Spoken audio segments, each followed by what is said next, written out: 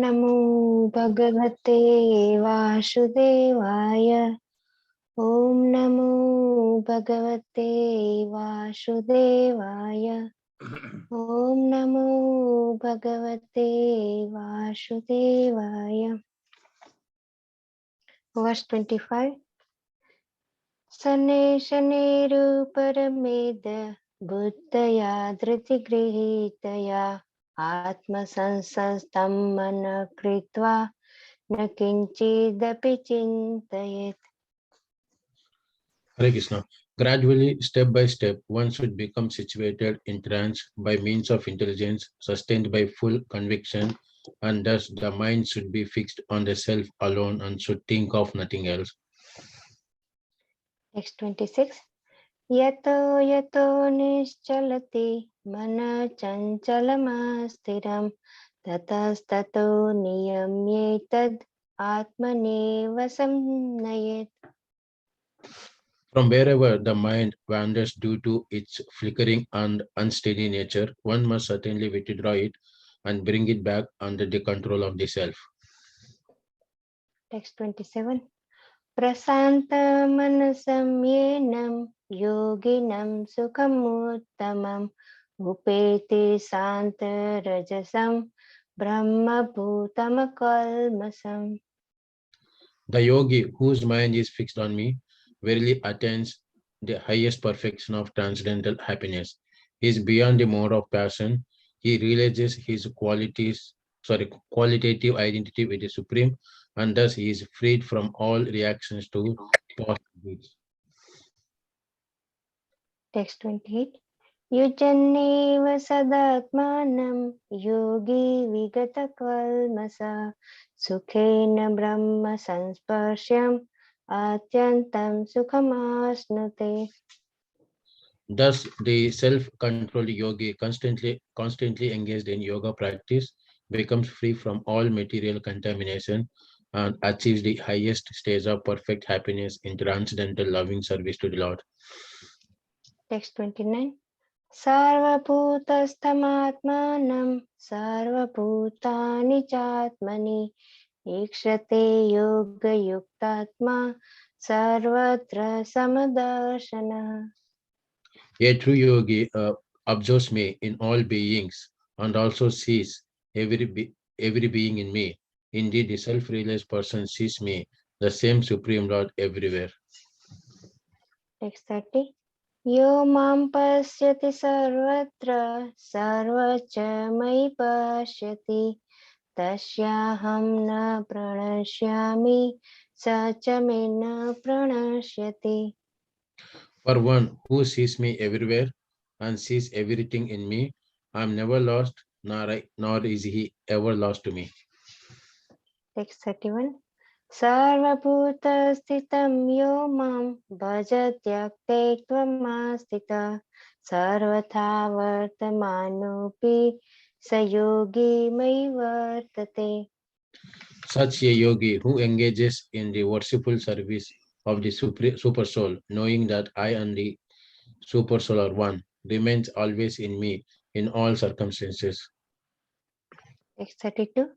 Atmopamyena sarvatra samam pashyati yorjuna sukham va yadi va dukham sayogi paramo matah. He is a perfect yogi who, by comparison to his own, sees the true equality. Sorry, Prabhuji. Yeah. Sorry, Prabhu, carry on. Sir, sees the true equality of all beings in both their happiness and their distress, O Arjuna. Text 33. Arjuna uvacha yoyam yogastvaya prokta shamena madhusudana etasyaham na pashyami chanchala tattva sthitam stiram. Arjuna said, O Madhusudana, the system of yoga which you have summarized appears impractical and unendurable to me, for the mind is restless and unsteady. Text 34. Chanchalam hi mana krishna pramati balavadradam तस्याहं निग्रहं मन्ये वायुरिव दुष्करम्. The mind is restless, turbulent, obstinate, and very strong. O Krishna, and to subdue it, I think it's more difficult than controlling the wind. Text 35. Sri Bhagavan Uvacha असंशय महाबाहो मनोदुनिग्रहं चलम् अभ्यासेन तु कौन्तेय वैराग्येण च गुह्यते. Lord Sri Krishna said, O mighty armed son of Kunti, it is undoubtedly very difficult to look up the restless mind, but it is possible by suitable practice and by detachment. Text 36. असंशयात्मा न योगो दुष्प्राप इति मे मतिः वस्यात्मना तु यतता शक्यो अवाप्तुमुपायतः. For one whose mind is unbridled, self-realization is difficult work, but he whose mind is controlled and who strives by appropriate means is assured of success. That is my opinion. Text 37. Arjuna uvacha ayatihi shraddhayopeto yoga chalitamanasah अप्राप्य योग संसिद्धिं काम गता कृष्ण गच्छति.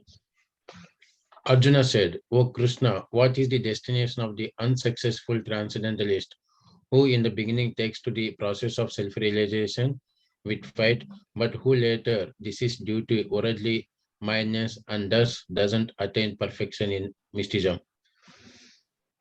Text 38. कश्चित् न उभयो विभ्रम षष्ठे छन्नाभ्रमिव नश्यति अप्रतिष्ठो महाबाहो विमूढो भ्रमणपथि. O mighty armed Krishna, does not such a man who is bewildered from the path of transcendence fall away from both spiritual and material success and perish like a riven cloud with no position in any sphere? Text 39. एतन्मे संशयं Krishna छेतुम् अर्हस्य शेषतः त्वदन्यः संशयस्यास्य छेतानुपपद्यते. This is my doubt, O Krishna, and I ask you to dispel it completely. But for you, no one is to be found who can destroy this doubt. Text 40. Sri Bhagavan Uvacha पार्थनेवेह नामुत्र विनाशस्त्स्य विद्यते न हि कल्याणकृत् कश्चित् दुर्गतिं तात गच्छति. The Supreme Personality of Godhead said, Son of Pruta, a transcendentalist engaged in auspicious activities doesn't meet with destruction either in this world or in the spiritual world. One who does good, my friend, is never overcome by evil. Text 41.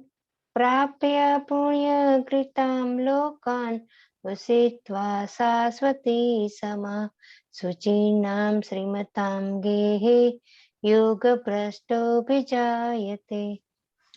The unsuccessful yogi, after many, many years of enjoyment on the planets of the pious living entities, is born into a family of righteous people or into a family of rich aristocracy. Text 42. अथवा योगिनामेव कुले भवति धीमताम् एतद्धि दुर्लभतरं लोके जन्मदीदृशम्. Or if unsuccessful, after long practice of yoga, he takes his birth in a family of transcendentalists who are surely great in wisdom. Certainly, such a birth is rare in this world. Text 43. तत्र तं बुद्धिसंयोगं लभते पूर्वदेहिकं यतते च ततो भूयः संसिद्धौ कुरु नन्दन.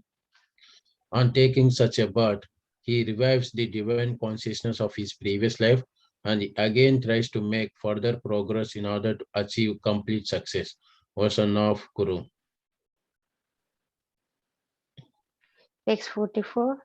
पूर्वभ्यासेन तेनेव हीयते हवसोऽपि स जिज्ञासुरपि योग्यस्य शब्दब्रह्माति वर्तते. By virtue of the divine consciousness of his previous life, he automatically becomes attracted to the yogic principles even without seeking them. Such an inquisitive transcendentalist stands always above the ritualistic principles of the scriptures. Text 45. प्रयत्नाद्यतमानस्तु योगी संशुद्धकिल्बिषः अनेकजन्मसंसिद्धस्ततो यति परां गतिम्.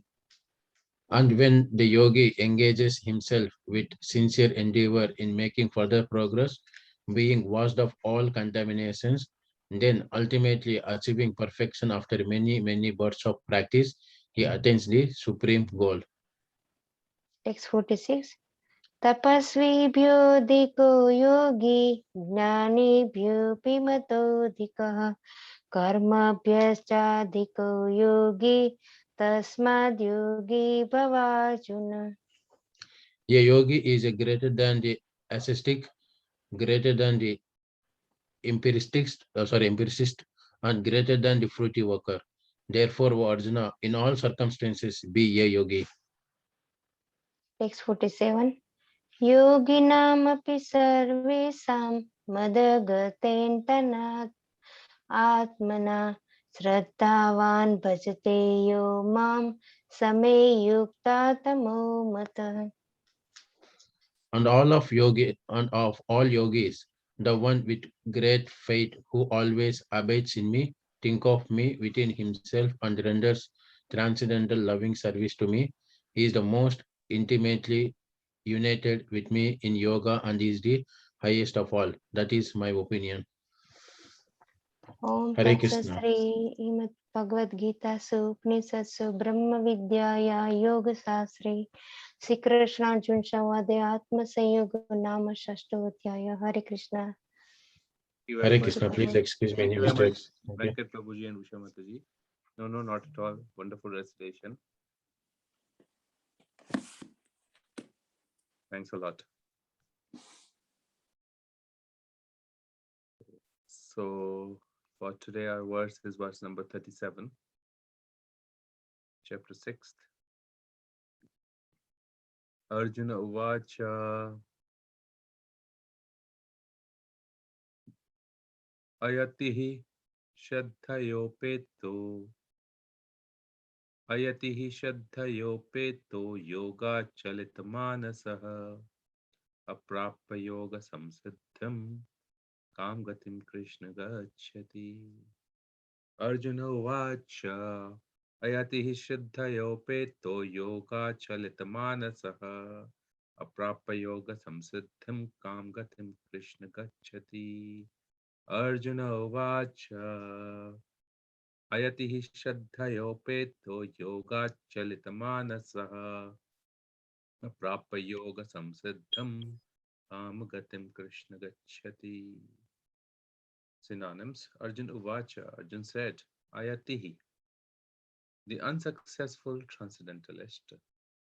Shraddhaya, with faith. Upetaha, engaged. Yogat, from the mystic link. Chalita, deviated. Manasaha, who has such a mind. Aprapya, failing to attain. Yoga, samsiddhim, the highest perfection in mysticism. Kam, which, gatim, destination. Krishna, O Krishna, gachati, achieves. Just a sec.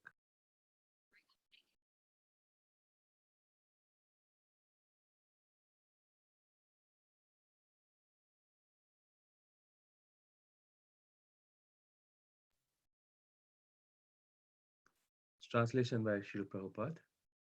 Arjuna said, O Krishna, what is the destination of the unsuccessful transcendentalist who in the beginning takes to process of self-realization, but with faith, who later desist due to worldly mindedness and thus does not attain perfection in mysticism? Purport by His Divine Grace Srila Prabhupada Ki Jai. The path of self realization or mysticism is described in Bhagavad Gita. The basic principle of self realization is knowledge that the living entity is not material body, but that he is different from it, and this happiness is in eternal life. And his happiness is in eternal life, bliss, and knowledge. These are transcendental beyond both body and mind. Self realization is sought by the path of knowledge, by the practice of the Eightfold System, or by Bhakti Yoga. In each of these processes, one has to realize the constitutional position of the living entity, his relationship with God, and the activities whereby he can re-establish the lost link and achieve the highest perfectional stage of Krishna consciousness.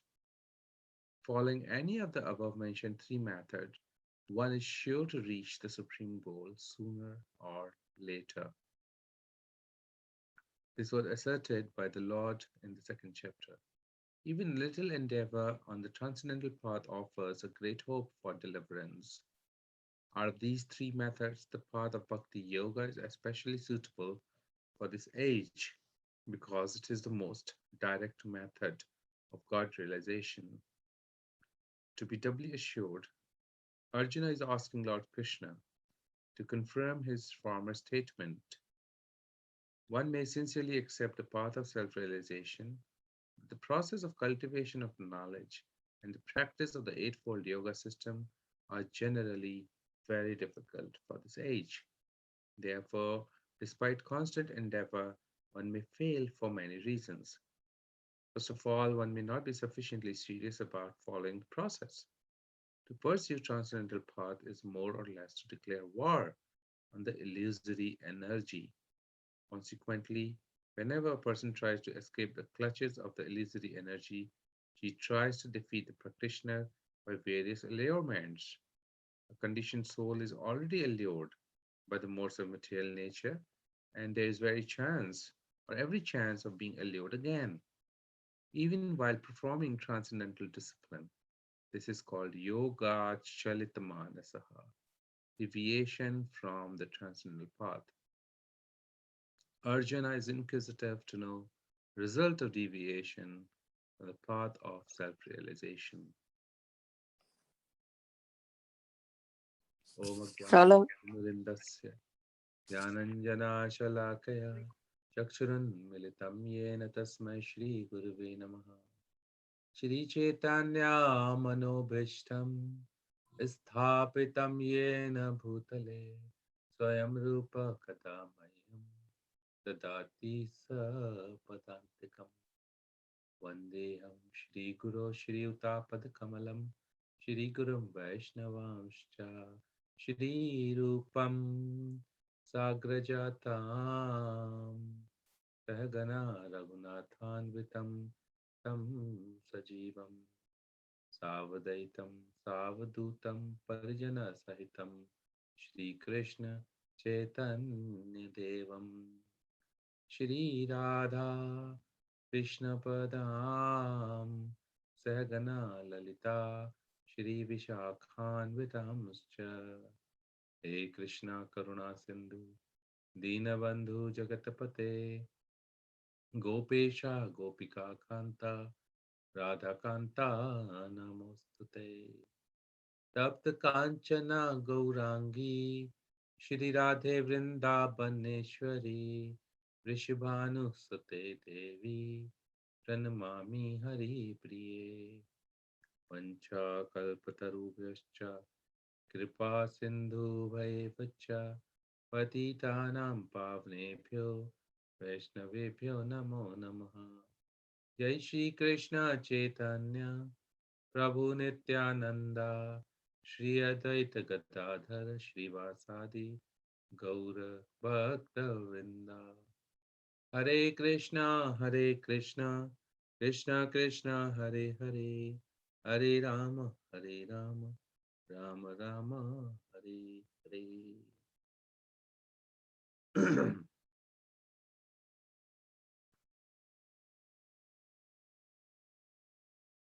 Arjuna vacha ayati shraddhayopeto yoga chalitamanasaha aprapya yoga samsiddhim kamgatim Krishna gacchati. So Arjun is now inquiring into something deeper. We see that Arjun has been talking about his immediate issues with Krishna. Why should I fight? It's not worthy of fighting. This kingdom is not worthy of fighting. Why should I be killing my own kinsmen, my grandsire, people who have looked after me, people who have taught me the science of war, the, uh, the perspectives of life, and those who have given me so much of love. It's not worth doing all of that, Krishna. It's better that I um, take to begging or live in a forest. I don't want such kingdom.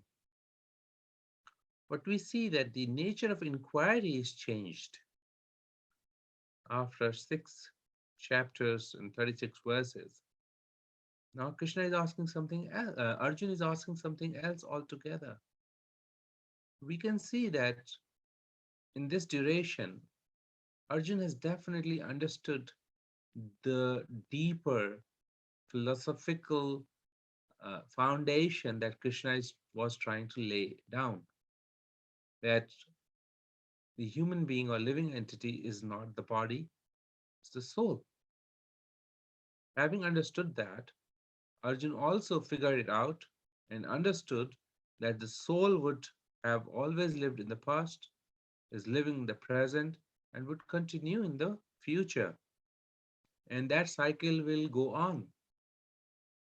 Now, when Krishna his, proposed his process or method of achieving transcendence or spiritual mysticism, as mentioned in this particular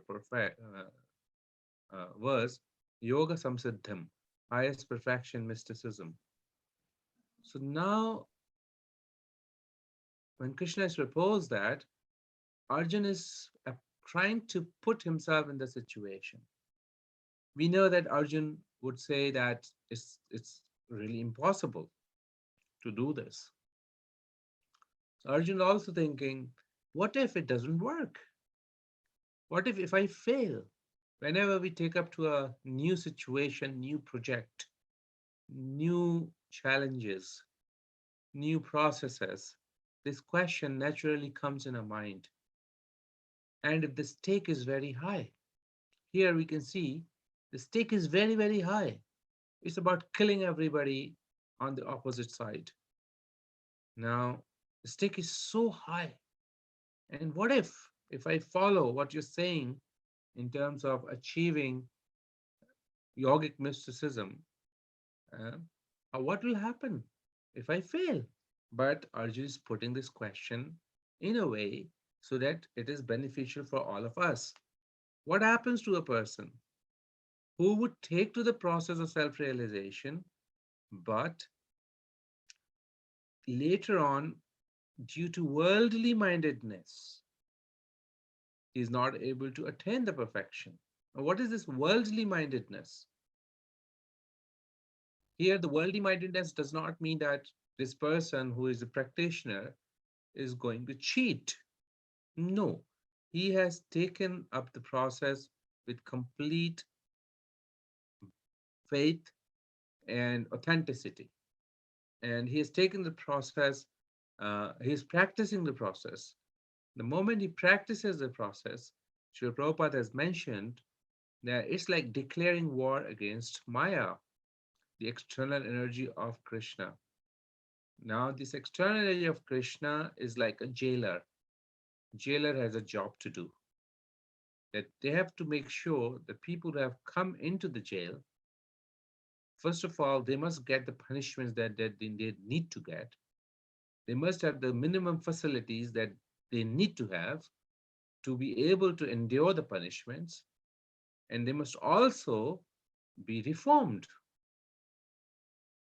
Now, while they are reforming, there could be that a jailer would like to put the test in front of the prisoner and see whether the reformer has changed in real.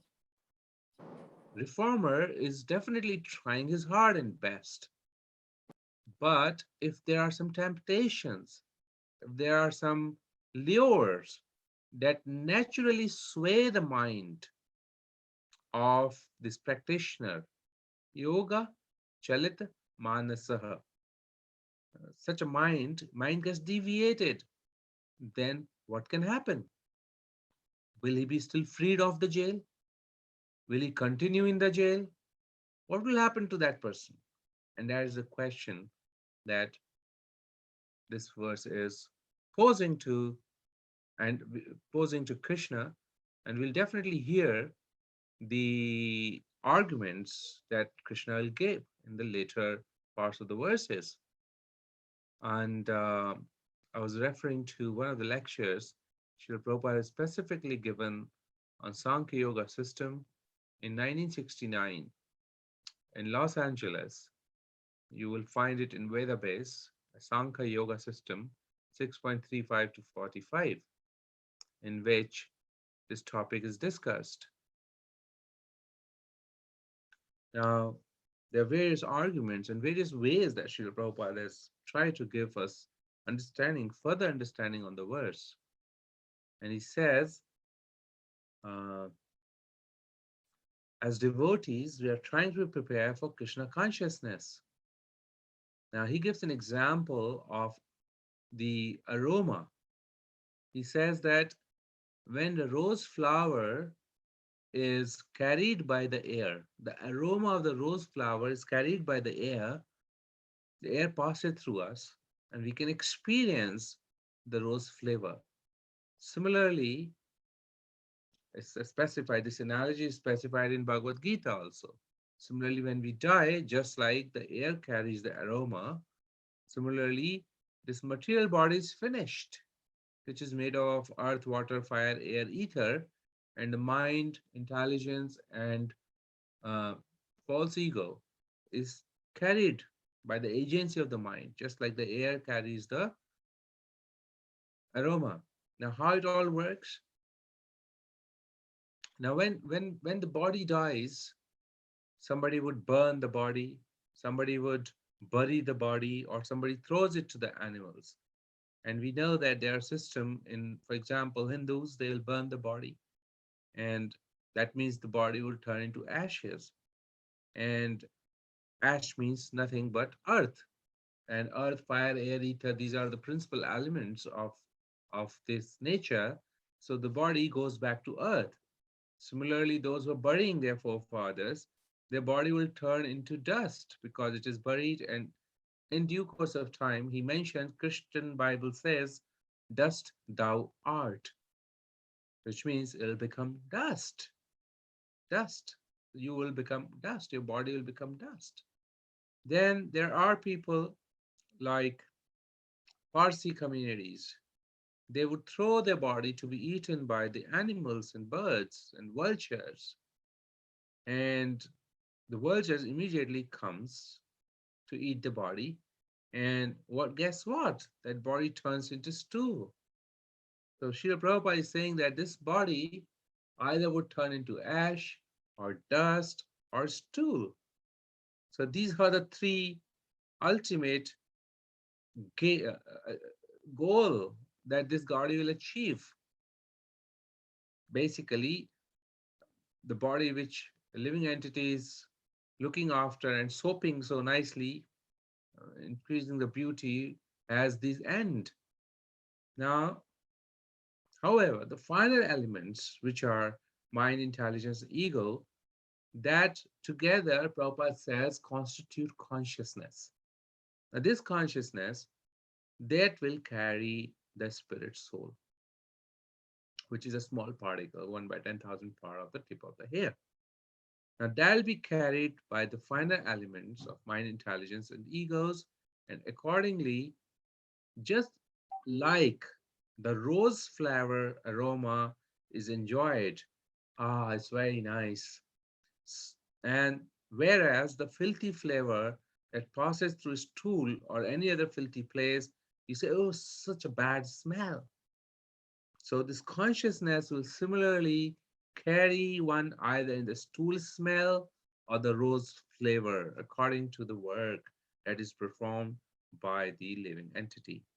That because living entity has developed certain type of consciousness, the train of thoughts, the train of thinking. Uh, so one has to therefore, Srila Prabhupada mentions that one has to therefore train oneself, train the train the consciousness to become Krishna conscious. So at the end, towards the end, we must have only one aroma. Hmm? And that aroma is Krishna conscious aroma. By doing that, one would achieve Krishna consciousness. Now, if somebody is trained like this and and you're not perfected, there's a good chance that one would get very good parentage, aristocratic or a very well-off family to take birth, and all the situations will be very conducive to start the yoga practices from the point where one has left. And therefore, we see Vedic system has so many ladderings. Somebody is worshipping Kali, somebody is worshipping ghost initially, and they progress to worshipping some other demigods like Kali and Surya and Chandra and so on. Ultimately, they can come to take up to the process of various yoga systems, and ultimately they can come to the perfectional stage or understand the goal of life, which is in its perfection to get the love of God, who is love of Krishna himself. So therefore, it is Prabhupada mentions that it is our duty to make our consciousness divine. That should be the only business of living entity. If somebody wants divine life, one has to elevate to the spiritual consciousness and go back to Godhead, back to Krishna himself. Then it is an easy journey. How this journey will become easy and favorable? By the association of devotees, this journey will become very easy and favorable. Like Krishna has mentioned in chapter 2, Dhyato Vishyan Pumsa Sangaste Shupajayate Sanjayate Kama Kamat Krodha Vijayate. Hmm? It is by the contemplation of the objects of senses that one develops attachment to those things. And basis those attachments, one is going to get a destination. Hmm? So, whatever one is contemplating, one has developed that consciousness, that's the end he will achieve. Now, for a practitioner yogi, he would achieve a destination where he can continue to practice until he perfects his practice. He perfects his mysticism he wants to achieve. This is how this particular verse is explained by Srila Prabhupada. And then he further talks about the association, how this association can help us mold our ways to adopt to processes of Krishna consciousness. And we will observe when when the verse number 42 comes, how Srila Prabhupada has taken the opportunity to tell that if where Krishna has already given the answer, which means that a person would take birth in a family of transcendentalists. Uh, so Prabhupada has mentioned in that particular purport, in the verse number 42, he says, fortunately, both our spiritual master, Om Vishnupada Sri Srimad Bhakti Siddhanta Saraswati Goswami Maharaj, and our humble self had the opportunity to take birth in such families by the grace of the Lord. And both of us were trained in the devotional service of the Lord from the very beginning of our lives. Later on, we met by the order of transcendental system. So here, Sri Prabhupada has given his own testimony that how what Krishna is saying is correct. And um, there could be no better testimony than this, that what Prabhupada is talking about himself. So with this, I'll close the talk for today. And if there are any comments or any um, questions, or somebody wants to share any realization, please feel free. Hare Krishna.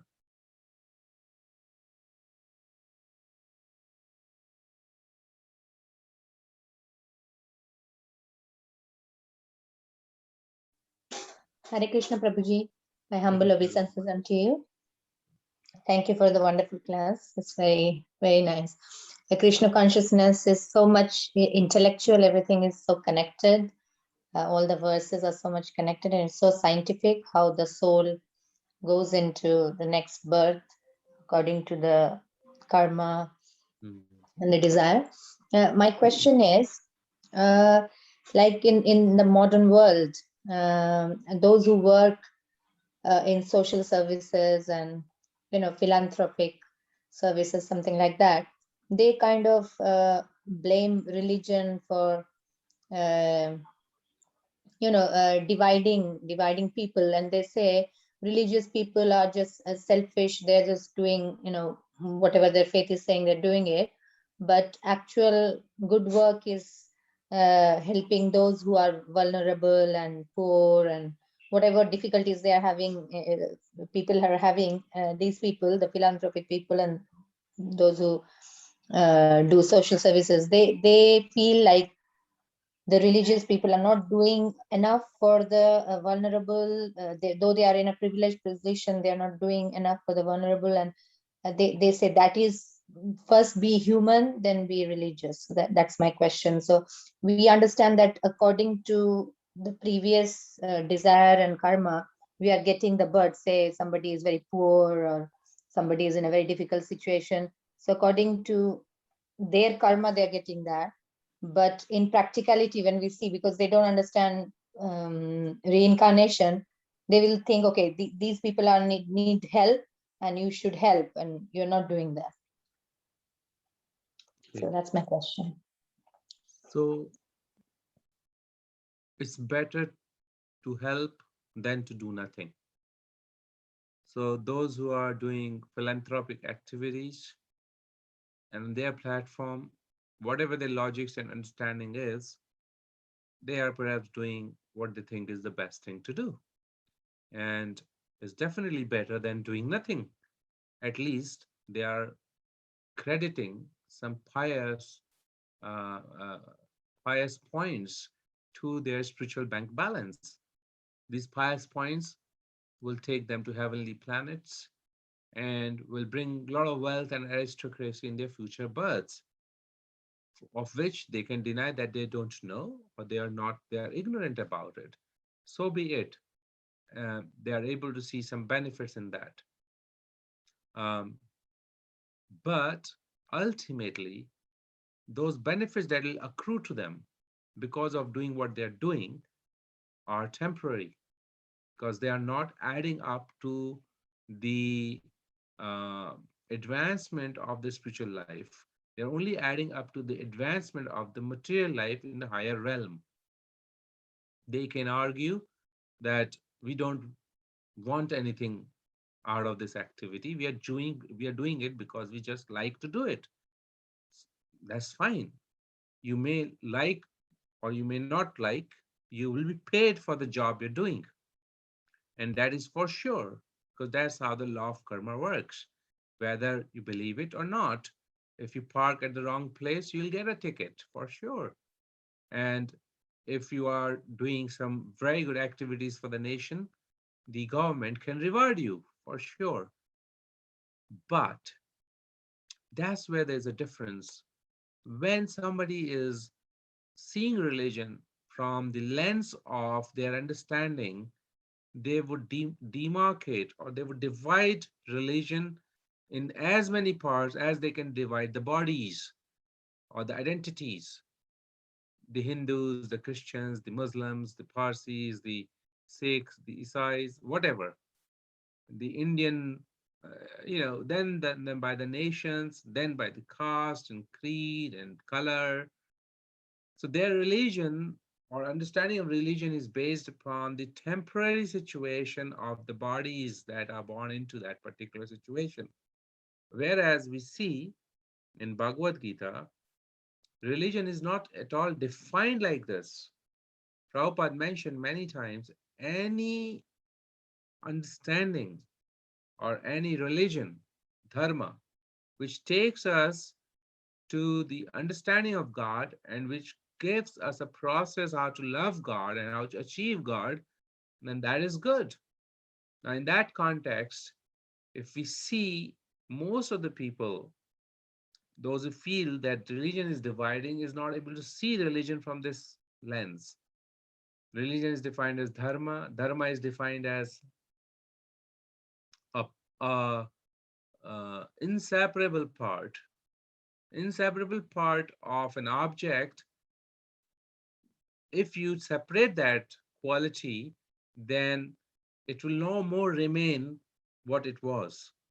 For example, if the sugar or the sweetness is taken away from the sugar, it we can't say it's sugar anymore. Similarly, if there's fire, then definitely there's heat and light. We can't say they are separable. So Prabhupada has defined religion like this. He said dharma is living, the dharma of living entity is to serve or to love God, because living entity is part and parcel of God. And how do you express that love? You express that love through service, to service to God, to the service to his devotees. And then all the religion will make sense. Now, such people who claim to be philanthropists, etc., um, they can continue to believe in what they're believing. They are unfortunate not to be able to see the life from transcendental vision of God Himself. And to such people, there's a very good chance for them to be promoted or elevated to a divine consciousness because they're pious. And if they're really pious, then their Agyat Sukriti will help them. If we can give them association through books, through Pushadam, etc., it will work. But if they continue to do what they're doing, we can encourage them to do that. But they can also help in the Krishna conscious activities which are benefiting the people of this world. One, by giving the literature so they can help to print the literature. If they don't believe in our philosophy so much, they can bring their result of fruits of money to to do all the operational activities that we do in Krishna consciousness, like distributing prasadam to the poor, distributing education to the poor, which is again looks like philanthropic activity, but we are educating children uh, from Krishna consciousness point of view. Therefore, this education is different, and we are distributing prasadam, not we are distributing food, and definitely meat, not the meat part of it. We are distributing Krishna prasadam. So that way they can help us. We need buildings for our Krishna conscious activities. They can help us in that. Wherever they feel there is any benefit that they feel is philanthropic, but we feel is Krishna conscious, they even do that little help to advance this Krishna consciousness movement, then they'll gain a huge advantage and eventually can get an elevation to become Krishna conscious themselves. So this is the long and short of our own understanding between us as a devotee community here. But when we go outside in the outside world, they say, this is what I'm okay, good. If they're ready to hear, we can say it's a patchwork. If somebody is poor, you're helping with some money, it's a patchwork. it's not going to change his circumstances. Best that you give him what he can become self-sustained. That means his consciousness changes. He does activities in Krishna conscious platform, and then he will never have to come back to either suffer and enjoy the temporary material miseries and happiness of this world. That's the highest platform of knowledge. Thank you, Prabhuji. That was a very, very good answer. Perfect. But unfortunately, these people I'm talking about are atheists. So they believe in science. I saw a post actually in Facebook, and it said scientists have researched that religious people are selfish. So that was the post. So I was thinking, wow, now they've come to the conclusion, like they are supported by scientific research that religious people are selfish. Whereas we know that religious people, those who are really following something, some religion, they are selfless actually. They are working for God. So the seva is so much selfless. We know it is selfless, but scientists, so they are very happy that the scientists have proven them right, that religious people are selfish. So that was my question, though, what to do Good, with good. So they are rising to the platform of animalism that. by decrying or defaming religion. And Prabhupada has explained that the only difference between animal society and human society is the religion.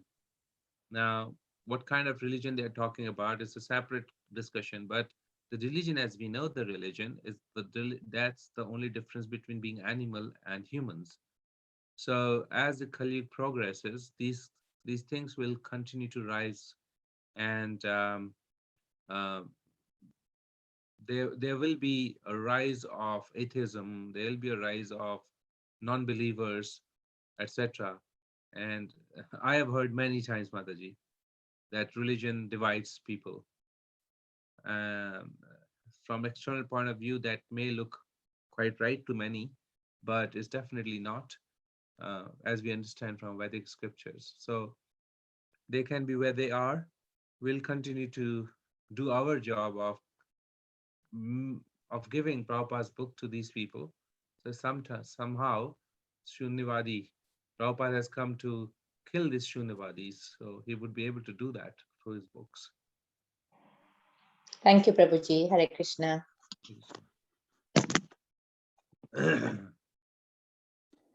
Hare Krishna, Prabhuji. Just a short answer to what Mataji raised about scientists saying that people who believe in religion are selfish. But also there are scientists who say that God exists. Science and God go together. So,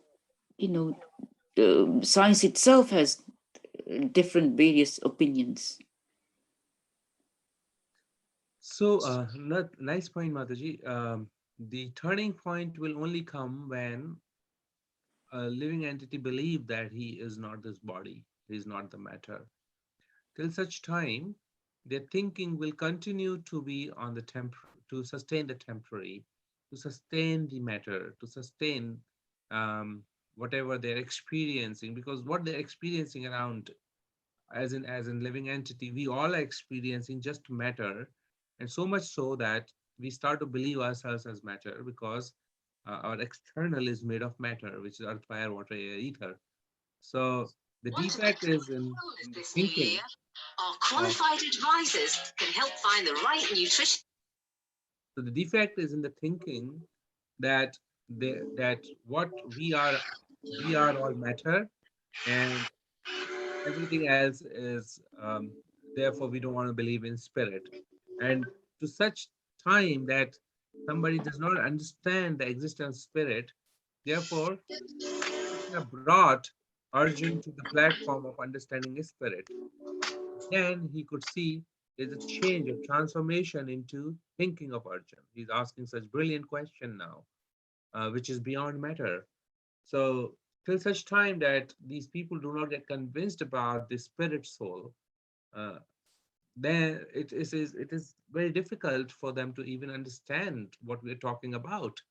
And Srila Prabhupada, you see in every single preaching mission, every single discussion, every single argument, he has emphasized his point and argument upon one pivotal point. It is, you are the living entity. Living entity is the spirit soul and not the matter. So that's the turning point, really. Um, so the scientists who do believe in something higher, they must also believe that they're not this matter and they're temporarily sitting in the vehicles of their bodies, and their time will come that they'll have to leave these bodies. So they do believe in some sort of spirit, understanding the spirit with it, which is sitting in the body. Thank you, Okay. Prabhuji. Hare Krishna. Meenakshi Mataji, thank you. Okay, is there any other comment? Okay, there is something on the chat here. Let me just read. Today, religion sometimes promotes social clubs, sort of affiliation or ostracizing, which promotes bitterness. Religion groups are never inclusive. So these are all based on the platform of matter and are not able to see uh, beyond this body, because a spiritualist is not uh, worried about establishing themselves into this material world. They are only worried about establishing themselves into the spiritual world, which cannot be seen by anybody else. So they have nothing to do with the with the propagation of so-called um, so-called religious activities, which are based, such religions which are driving the philosophy of materialism. Prabhupada is not giving us this. Prabhupada is giving us selfless love of God, where there is no room for kam, krodh, lobh, mad, moh, matsarya, which is lust, anger, uh, um, enviousness, kam, krodh, moh, attachments, kam, krodh, moh, mad, moh, matsarya, and so pride, etc. So it's an overhauling of the consciousness within. Cheto Darpan Marjanam, complete cleansing of the heart. Unless we have a tinge of material desire, till such time we cannot even think of stepping out of this material world. Annala Abhilashita Shunyam Jnana Karma Navratam. Prabhupada has mentioned that we cannot have a single ray of a desire to be able to enjoy this material world through our senses. Even if we have one single desire, then we cannot leave this material world. We cannot go to the kingdom of God. If we have this profound understanding of religion, then this is true religion. This is dharma. This is perfection. And those who are not behaving on this platform, we must understand that they have very half-baked information on their understanding of religion, and hence their behavior is like what it is, and it's not matured. When we read Srila Vyasadeva and his Bhagavatam, when we read Krishna and his Bhagavad Gita, when we read sages and their views on the desires and and the goal of life, and we can understand that it's a very lofty goal. It's not easily achievable.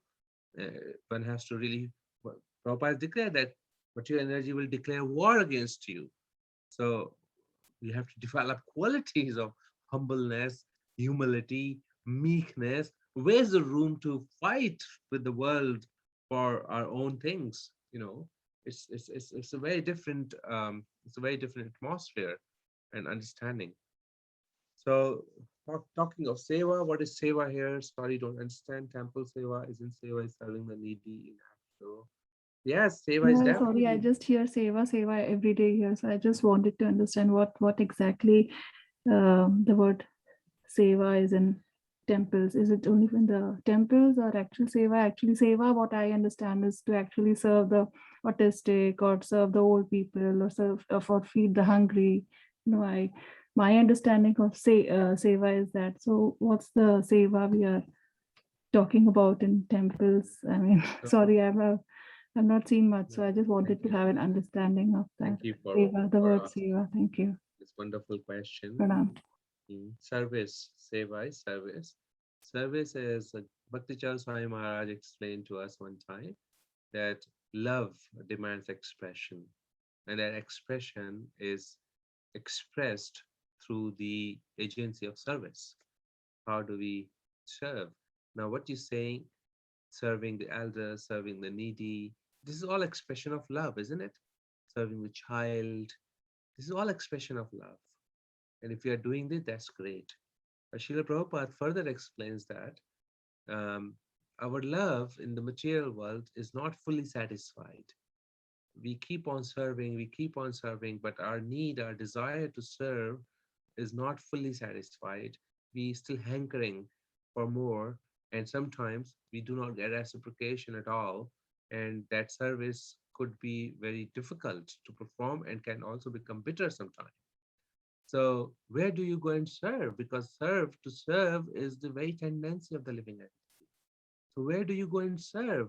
So Prabhupada explains, just like if you water the root of a tree, and then all the plants will become, all the part of the plant will become healthy and nourished. All the leaves will become nice and green. Similarly, when we serve the lotus feet of Lord Himself, who is the reservoir of entire all the love, then we become very happy within ourselves. In such a situation, then our service gets completely fulfilled and we become completely satisfied, just like nourishing our stomach. If we put food in our stomach, the entire body parts will be fully nourished, including the brain and mind and heart. Similarly, if we just serve the lotus feet of Lord, then everybody else will be served. Now, one could not understand this, how this happens, but this happens because Lord is seated in heart of every living entity. And if you have relationship with the Lord, your desires, Lord will certainly hear. If it is about someone, if it is about for someone, and He's fully capable of serving any need of anybody. And when we serve Lord with complete propensity, with complete dedication and devotion, without any material desire, without being trading with Him, and that I want this from you, and therefore I'm serving you. When we become completely selfless, then Lord says that I become completely bound by the love of my devotee, and I'm enslaved by that love. And He's ready to become a child of that particular devotee and carry his shoes like Nand Baba from door to his lotus feet, to his feet, father's feet, like that. So what Prabhupada has explained, that our propensity to love will be fully satisfied if we love Krishna, and that love is nothing but serving. Now, when we serve Krishna, it can be in the temple in the form of deities. It can be in the form of devotees. It can be anybody who is wanting to be closer to Krishna. It can be any other person that we can give the knowledge of Krishna consciousness to them. Now, how is it different from serving the immediate needs of the material body? The immediate needs of the material body is definitely be served, um, but they are coming from our own way of working in the past. Now we can only help this much, but the destiny will definitely throw another and bigger challenges in front of this person as per his own karma.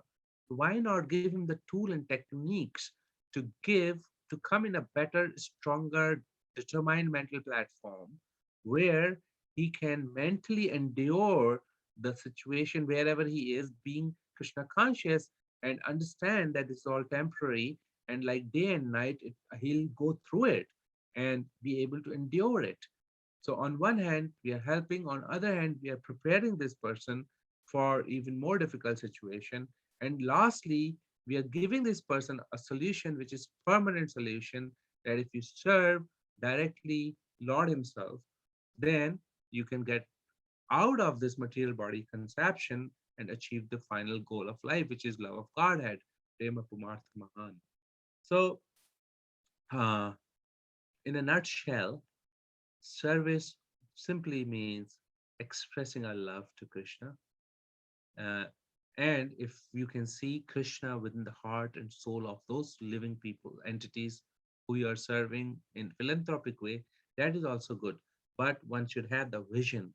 That vision of seeing Krishna in everybody comes only on a very advanced stage of Krishna consciousness. And that's the advanced stage of Krishna consciousness one is not inclined to serve the need of the matter, which is the body, but one is very inclined to serve the need of the soul, the thirsty soul looking for love of God. And that's how it is defined. I hope I have thrown some light on this. If I have not been able to completely satisfy your question, Thank you. Thank you. maybe we can do it some other day. Yeah, But so out of 100%, if you have, of your life, how much for the temple seva and how much for the actual seva? Like, no, so we Sort don't of. differentiate between the seva at the temple or because seva. we in have the only temple. so many hours in of our life left. So I was just No. thinking, It how is much not. how much for Sylvia the Mataji, text and how much for the actual Not, karma. not ours. Not ours. Krishna is saying Patram Pushpam Phalam Toyam Yome Bhaktya Pariksha.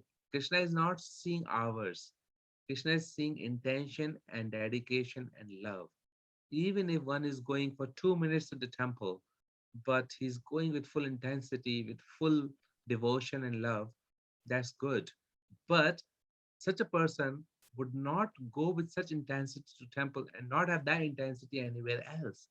You see? That's Krishna true. Faith consciousness is everything. Yeah, you is can have it in a not temple or about someplace being in else. the Yeah. temple. It's about being in that consciousness, about loving Krishna all the time. When I'm cooking at home, I'm cooking with the intention to serve Bhoga to Krishna. Therefore, I'm loving Krishna at that time. When I am reading something, I'm reading about Krishna. And if I'm not directly related to Krishna, indirectly, at least that gives me some artha or some wealth which I can utilize for Krishna. So the undercurrent thought of our devotee is always Krishna consciousness. Um, Anything that you're doing outside or inside, anywhere, if it is connected to Krishna, consider it to be seva. If it is not connected to Krishna, consider it to be not a seva. That's a good definition. Okay, thank you. In Thank eyes of the scriptures, this is a good definition. Okay, so means it's all about faith in God, is it? It's all about our intention to love God. Okay. Yes. Okay, thank you so much. Pranam, thank you. Okay, thank you for that wonderful question, Surabhi Mataji. It is a very general, and everybody wants to understand this point, and it's a very, very broad view of Krishna consciousness that I've given to you. How you execute, in what situation you execute, is a different point of view. So with this, I think it's time now. We can close our session for today. Thank you very much. Vanchakalpatarubhyascha kripa sindhuvacha patitanam pavnebhyo vaishnavebhyo Very much. Prabhupada ki jai. Thank you, Prabhuji. Hare Thank you, Krishna. Prabhuji. Hare Krishna. Hare Thank you, Krishna. Prabhu. Hare Have a nice Krishna. Thank you, Prabhuji. Thank you, Hare Krishna. Thank you, Prabhuji. Hare Krishna. Hare Krishna, Prabhuji. Thank you.